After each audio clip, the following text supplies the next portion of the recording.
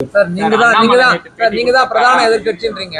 மேகதாது விவகாரத்துல ஏன் சிறப்பு கவன ஈர்ப்பு தீர்மானம் கொண்டு வரல அசம்பிளில? நீங்க நான் பேசுனேன், அதை நீ பாக்கல, நீ தான் போடுறது இல்லையே. எங்களை பேசுனது போட்டா தானே தெரியும் மக்களுக்கு. நான் சட்டமன்றத்தில் பேசின குறிப்பு எடுத்து பாருங்க.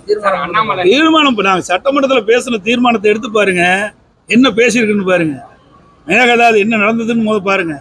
அனைத்து இந்திய அண்ணா திராவிட முன்னேற்ற கழகம் இருக்கும்போது அவதூறு வழக்கு சொன்னான். நீதிமன்ற அவதூறு வழக்கு நாங்கள் போட்டேன். இந்த ஆணையாளர் மீது தில்லு திராணி இருந்து அந்த அரசு போடணும். நீ மேகதாது பிரச்சனை வருகின்ற பொழுது அந்த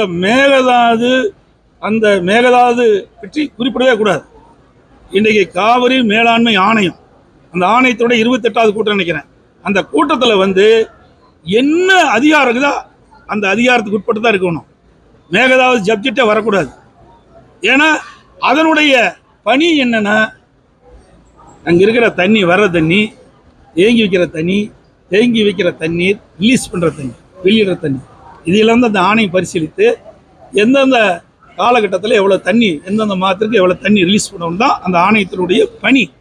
அதற்கு மேலாக மேகதாது பிரச்சனையை அவர் எடுப்பதுங்கும்போது மிக மிக கண்டிக்கத்தக்கது. இந்த அரசு கண்டிக்கத்தக்கது. அண்ணா திமுக இருக்கும்போது கண்டித்தோம். நாங்கள் கொண்டு வரவே கூடாது, உங்களுக்கு அதிகாரம் கிடையாது, நீதிமன்றம் வரைக்கும் போய் அவமதிப்புகளுக்கு போட்டோம். இந்த அரசு என்ன செஞ்சது? ஓட்டெடுப்பில் கலந்துக்கிட்டது. ஓட்டெடுப்பில் கலந்து 5 ஓட்டு அவிகளுக்கு 4 ஓட்டு நமக்கு. இப்போ என்ன, சென்ட்ரல் வாட்டர் கமிஷனுக்கு அனுப்பிச்சிட்டாங்க. இப்போ என்ன செய்ய போகிறாங்க இந்த அரசாங்கம்? துரோக செயல் செஞ்சுருக்கு இந்த அரசாங்கம். ஏன் வெளிநடப்பு செஞ்சிருக்க வேண்டியதானே? சரி, அப்படியே இருந்தால் உடனடியே நீதிமன்றத்துக்கு போகணும்ல. சட்டமன்றத்தில் பேசியிருக்கிறேன், அதில் எடுத்து பாருங்க. அதுக்கு பதில் அளிச்சிருக்காரு. அது ரொம்ப மோசமாக பதில் அளித்தார். எல்லாரு நீர்வளத்துறை அமைச்சர் என்ன சொன்னாரு? அயோக்கியத்தனம்.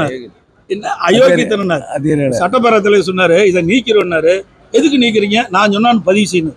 சரி, நீர்வளத்துறை அமைச்சர் சொன்னாலும் பதிவு செஞ்சுட்டார். இதெல்லாம் இந்த அரசாங்கம் செஞ்சுட்டு இப்படிப்பட்ட ஒரு வார்த்தையும் போடுது. எங்கே எதை பேசணுமோ அதை பேசணும். பேச தவறி விட்டது. இதனால் மேகதாது பிரச்சனை என்ன ஆகும்னு தெரியல. அனைத்து இந்திய அண்ணா திராவிட முன்னேற்ற கழக அரசு இருக்கின்ற பொழுது காவிரி நதிநீர் பிரச்சனை 50 ஆண்டு கால பிரச்சனைக்கு தீர்வு கண்டதும் அண்ணா திமுக, தீர்ப்பு பெற்றது அண்ணா திமுக.